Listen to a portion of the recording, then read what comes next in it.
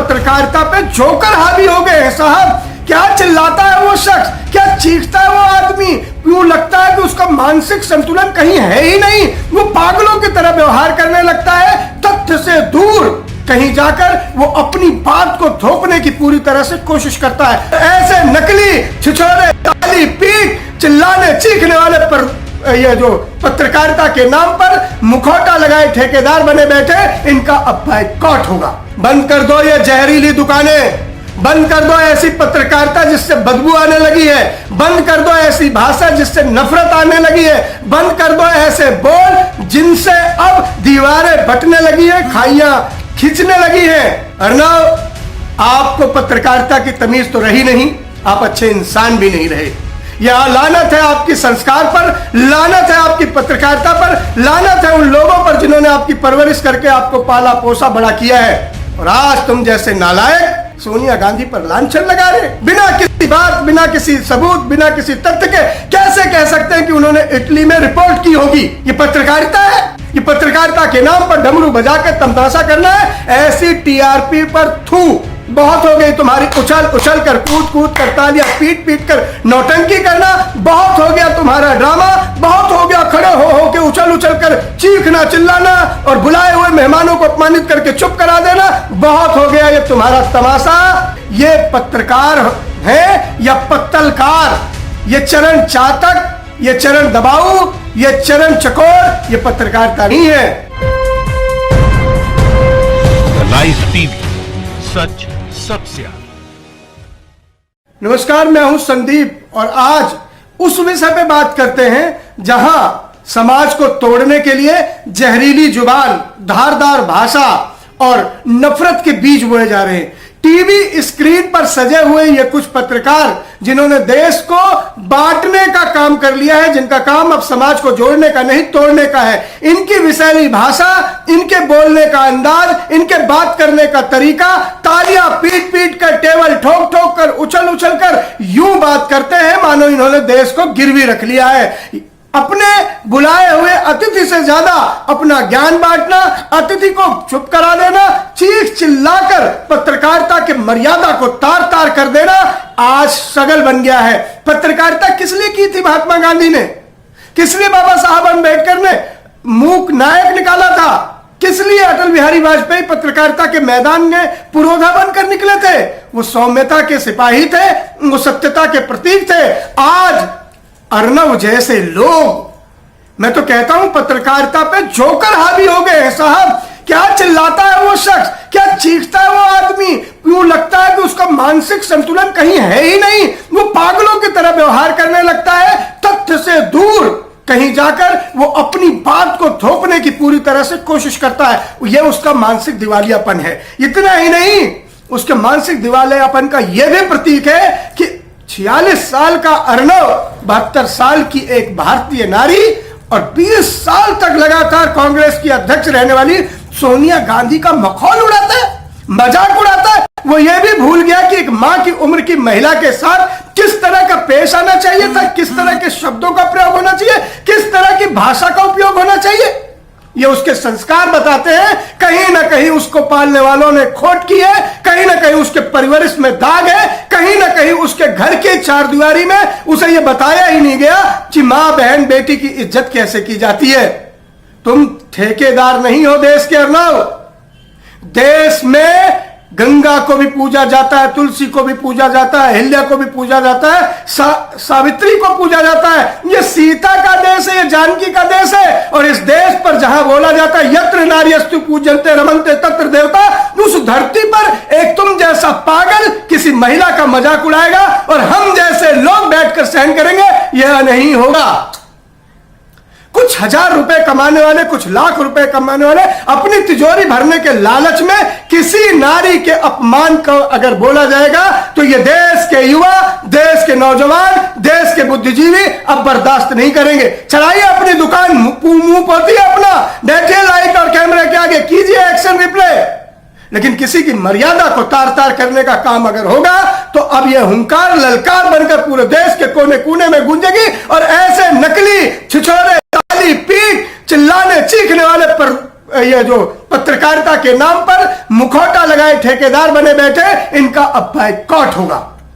आप खबर दिखाने के लिए हो भैया, कहां क्या हुआ, कैसे हुआ, क्यों हुआ, यह बताने के लिए हो। आप व्यक्तिगत टिप्पणी पर कूद पड़े, आपकी हिम्मत कैसे हो गई? आप क्या जानते हैं सोनिया गांधी के बारे में? सोनिया गांधी के बारे में आप क्या जानते हैं? आप सोनिया गांधी के एस के बराबर भी नहीं है। अर्णव गोस्वामी, यह एस जिससे सोनिया शुरू होता है, कोई कहीं पैदा हो जाएगा, इसका मतलब यह नहीं है कि उसका अपमान करेंगे आप। बंद कर दो ये जहरीली दुकानें, बंद कर दो ऐसी पत्रकारिता जिससे बदबू आने लगी है, बंद कर दो ऐसी भाषा जिससे नफरत आने लगी है, बंद कर दो ऐसे बोल जिनसे अब दीवारें बटने लगी है, खाइयां खींचने लगी है। अर्णव, आपको पत्रकारिता की तमीज तो रही नहीं, आप अच्छे इंसान भी नहीं रहे। यह लानत है आपकी संस्कार पर, लानत है आपकी पत्रकारिता पर, लानत है उन लोगों पर जिन्होंने आपकी परवरिश करके आपको पाला पोसा बड़ा किया है। आप किस अधिकार पर कह सकते हैं कि सोनिया गांधी जी ने इटली में यह रिपोर्ट की होगी? उस नेता के बारे में कह रहे हैं जिसने 20 साल तक देश की सबसे बड़ी पार्टी का नेतृत्व किया है, जिन्होंने देश को मनरेगा दिया, जिनके सरकार में जिनके चेयरपर्सन रहते हुए यूपीए ने 100 दिन के रोजगार की मिनिमम गारंटी दी, जिनके समय में, जिस कांग्रेस की सरकार जिस समय वो चेयरपर्सन थी, आर्थिक गति का एक नया अध्याय लिखा गया। आधार कार्ड जो हमारा यूनिक नंबर है, वो उसकी जनक रही है वो सरकार, मनमोहन सिंह जी की सरकार। एंड राइट टू एजुकेशन कौन भूल सकता है? एजुकेशन सिर्फ ABCD लिख लेने से नहीं होता अर्णव जी, एजुकेशन का मतलब संस्कार भी है, और आप तो एजुकेटेड कहने के लिए काबिल हैं ही नहीं। अगर जरा सा भी एजुकेशन का मायने समझते तो आप मर्यादाओं की सीमाएं ना लांघते। किस हक से आपने बोल दिया वो इटली की हैं? कौन होते हैं आप सर्टिफिकेट देने वाले? कौन है आप? आपका विसात क्या है? कैसे कह सकते हैं वो इटली की है? उन्होंने भारत के उस कुल को संभाला जिसकी विरासत देश की अभूतपूर्व प्रधानमंत्री माननीय इंदिरा गांधी जी ने नेतृत्व किया। इंदिरा गांधी जी जिन्हें आयरन लेडी कहा गया, इंदिरा गांधी वो जिन्होंने शक्ति के प्रतीक के रूप में पाकिस्तान को चीरकर बांग्लादेश का जन्म करा दिया। इंदिरा गांधी वो जिन्हें राष्ट्र नायिका के रूप में बुद्ध मुस्कुराए इस बात को साकार करके भारत को परमाणु शक्ति का केंद्र बना दिया। इंदिरा गांधी वो जिन्होंने हरित क्रांति कर देश में अनाज के भंडार लगा दिए। इंदिरा गांधी वो जिन्होंने श्वेत क्रांति की सूत्रपात कर देश में दूध की कमी को पूरा किया। इंदिरा गांधी वो जिसके बारे में भाजपा के प्राण, भाजपा के मान, भाजपा के मुकुट, भाजपा के समान माननीय अटल बिहारी वाजपेयी ने दुनिया के सबसे बड़े लोकतंत्र के मंदिर संसद भवन में सांसदों के सामने दुर्गा कह के नतमस्तक किया। आज उस दुर्गा के पुत्र वधू का अपमान होगा, और अपमान कौन करेगा? ये नया दुर्योधन है कौन? ये नया चीरहरण करने की कोशिश करने वाला ये कौन है जो किसी महिला के ऊपर अभद्र भाषा बोलेगा, अमर्यादित बात कहेगा? सोनिया गांधी सिर्फ राहुल की मां नहीं है, हम जैसे करोड़ों भारतवासियों की मां है वो, और हम उन्हें मां का दर्जा देते हैं क्योंकि हमारी मां ने सिखाया है कि मां में फर्क नहीं होता। राहुल गांधी हमारे नेता है, राहुल गांधी देश के बच्चे हैं, राहुल गांधी इस देश के विरासत है, और इस राहुल गांधी खानदान कुनबा। अर्णव, क्या कह रहे हो तुम मामूली पत्रकार, एंकर टीपी पर पढ़ने वाले, तुम आज व्यक्तिगत टिप्पणियों पर आ गए हो। भाषा का मान रखिए अर्णव, पत्रकारिता की मर्यादा का मान रखिए, आप नारी के सम्मान का मान रखिए, आप कहीं ना कहीं उस पद की गरिमा का भी मान रखिए कि सोनिया कोई एक दिन में नहीं हो जाता। सोनिया बनने के लिए संघर्ष, संयम, सजगता, धीरता, धीरज, क्या क्या नहीं करना पड़ता। कोई अर्णव मुंह पोत कर सोनिया गांधी हो जाएगा, ऐसा नहीं होगा। और कोई सोनिया गांधी पर अर्णव टिप्पणी कर देगा इसलिए सोनिया गांधी का कद नीचे हो जाएगा, ऐसा भी नहीं होगा अर्णव। सोनिया गांधी करोड़ों दिलों में राज करती हैं। सोनिया गांधी यूं ही नहीं बन जाते, और सूरज पर थूक देने से कभी सूरज मैला नहीं हुआ, थूकने वाले के मुंह ही गंदा हुआ है अर्णव। और आज तुम्हारा मुंह देखने लायक है। तुम्हारे जुबान की गंदगी इस देश में नफरत के बीज बो रही है। हम नफरत करते हैं तुमसे, तुम्हारी नफरत की भाषा से, तुम्हारी नफरत के संवाद से, तुम्हारी नफरत के स्त्री के सवाल से। अर्नव, होश में आने का वक्त है, ये हिंदुस्तान जोड़ने का वक्त है। और आज तुम जैसे नालायक सोनिया गांधी पर लांछन लगा रहे, बिना किसी बात, बिना किसी सबूत, बिना किसी तथ्य के कैसे कह सकते हैं कि उन्होंने इटली में रिपोर्ट की होगी? ये पत्रकारिता है? ये पत्रकारिता के नाम पर डमरू बजा के तमाशा करना है? ऐसी टीआरपी पर थू, लानत आपकी पत्रकारिता पर। वो पत्रकारिता जो समाज को ना जोड़ सके, वो पत्रकारिता जो देश के लिए वरदान साबित ना हो सके, वो पत्रकारिता जो समाज को एक साथ ना खड़ा कर सके, ऐसी पत्रकारिता की आवश्यकता ही क्या बची है? सोनिया के संघर्ष को, सोनिया गांधी जी के त्याग को, सोनिया गांधी जी के बलिदान को, सोनिया गांधी जी के कर्म को आज पूरा दुनिया नहीं, पूरा विश्व सराह रहा है। सोनिया गांधी जी के किए हुए कामों को, सोनिया गांधी जी के लिए हुए निर्णय को आज ऐतिहासिक माना जा रहा है। और कुछ टुटपुंजिया लोग, कुछ चरण चाकर, कुछ चरण चटुकार, कुछ अंधभक्ति में अंधे ऐसे पत्रकार किसी महिला का मान मर्दन करेंगे, यह हिंदुस्तान की संतान बर्दाश्त नहीं करेगी। अर्नव, बहुत हो गया तुम्हारा नाटक, बहुत हो गई तुम्हारी उछल उछल कर, कूद कूद कर, तालियां पीट पीट कर नौटंकी करना, बहुत हो गया तुम्हारा ड्रामा, बहुत हो गया खड़े हो के उछल उछल कर चीखना चिल्लाना और बुलाए हुए मेहमानों को अपमानित करके चुप करा देना, बहुत हो गया ये तुम्हारा तमाशा।